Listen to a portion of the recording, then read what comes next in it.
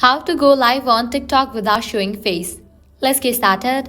Launch your TikTok. You'll land to the home page. Now at the bottom you're gonna find an option. Click on the plus option given at the bottom middle. First up, make sure you fulfill all the requirements to be live on TikTok. If you're eligible, at the bottom you'll find the option of live. Click on that. Now here you're gonna find different options to go live. You can click on the option of flip. Once you flip your camera to the back side, you don't need to show your face. Now you can click on go live and be live on TikTok. Likewise, click on the option of effects. Here you're gonna find different effects that will cover your face. So using any of these effects, you can easily go live. Also, you can use these options voice chat or mobile gaming. This way also you don't need to show your face on TikTok.